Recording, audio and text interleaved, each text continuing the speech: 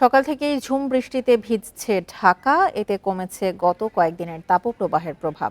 তবে হঠাৎ বৃষ্টিতে ভোগান্তিতে পড়েছেন শিক্ষার্থী ও অফিসগামীরা।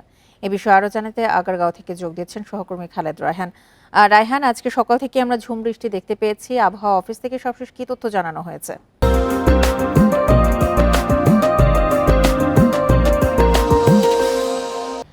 দেখুন, মধ্যরাতেও রাজধানী সহ দেশের বিভিন্ন জায়গায় বৃষ্টি হয়েছে।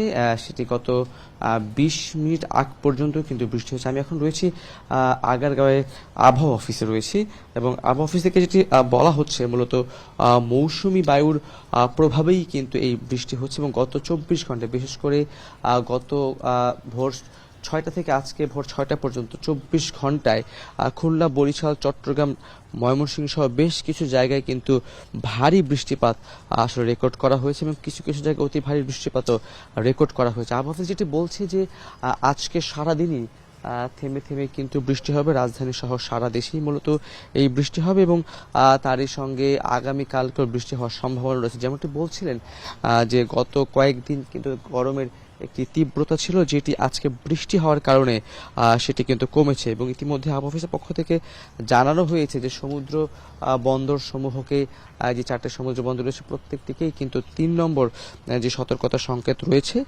সেটি দেখিয়ে যেতে বলা হয়েছে, এবং তার পাশাপাশি নদী বন্দরগুলোকে 1 নম্বর সতর্কতা সংকেত কিন্তু দেখিয়ে যেতে বলা হয়েছে। আবহাওয়া অফিস যেটি বলছে যে বঙ্গোপসাগরে একটি লঘুচাপ অবস্থান করছে, যার ফলেই মূলত উপকূলীয় এলাকায় যেই মেঘ সৃষ্টি হয়েছে, এবং যার ফলে এই যে বৃষ্টি সেটি কিন্তু হচ্ছে। এবং এটি যেমনটি বলছিলাম যে সকাল থেকেই বৃষ্টি কিছু পরিমাণ বেড়েছে, এবং সেটি মোটামুটি সারাদিনই আজকে হবে ঢাকা সহ সারা দেশ, এবং আগামীকালকেও বৃষ্টির সম্ভাবনা রয়েছে। যতক্ষণ পর্যন্ত বৃষ্টি হবে সেই সময়টাতে তাপমাত্রা কিছুটা কম থাকবে, তবে বৃষ্টি থেমে গেলে তাপমাত্রা কিন্তু আবারও বাড়তে পারে। আগারগাঁওয়ের আবহাওয়া অধিদপ্তর থেকে জানাচ্ছিলেন আমাদের সহকর্মী খালেদ রায়হান।